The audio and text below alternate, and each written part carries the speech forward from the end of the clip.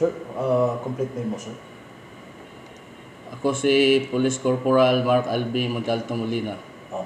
Duty Traffic Investigator sa Orquita City Police Station. Sir? Misamis Occidental PPO. Oh. Sir, based sa investigation niyo, sa nahitabo, katong na-discuss siya nga bus, sa mahitabo, sir?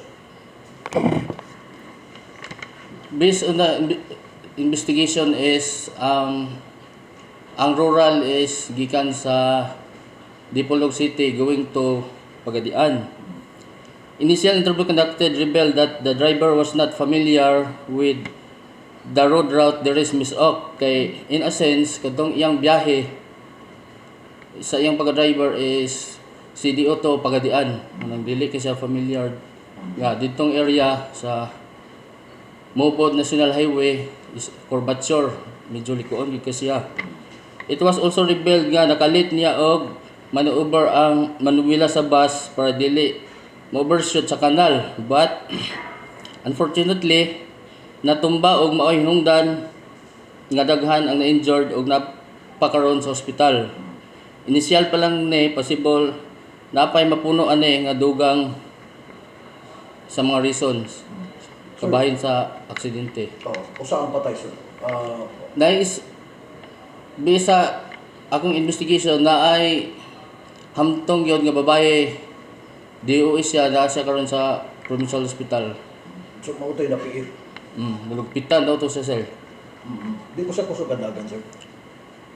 Bisa mga passenger nga na-interview ako dito, dili gid siya kusog og dagan. Iyar kanang dili na gid siya familiar sa dalan nga iyang gilakayan nga ma-overshoot siya kay curvature man gud to. Paglikay niya possible na short siya maneuver ito matong natumba ang bus.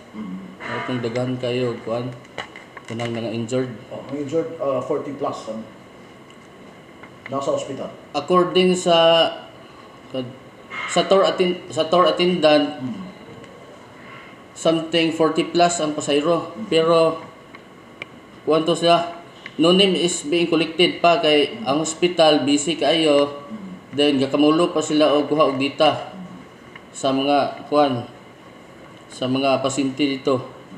Dayon napoy na-admit mangod sa Misamis Occidental Provincial Hospital, ang uban pod gidala sa St. Teres Hospital. Dayon sa investigation ninyo, possible walay ingon nga sad anang driver. Mahulog man to siya og loan traffic accident. Wala enkwentro. Dili lang gid siya familiar sa dalan, mautong na naingadto to siya. So nasa custody niyo karon ang driver, sir? Ang driver sa bus o kadto pong company bus pod dadon po to na mo diri karon. Ipaguyod pa.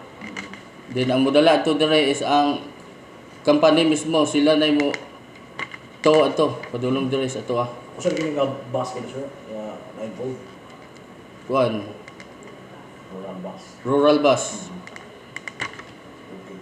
So this time kakatulang usa may nakabsa no ang dito lang. Yes sir.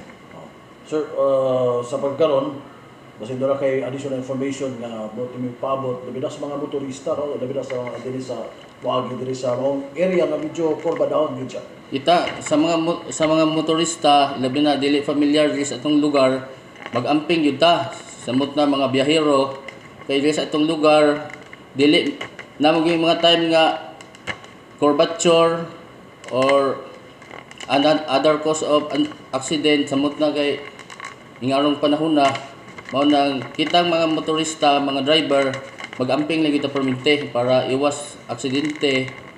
Dili pud ta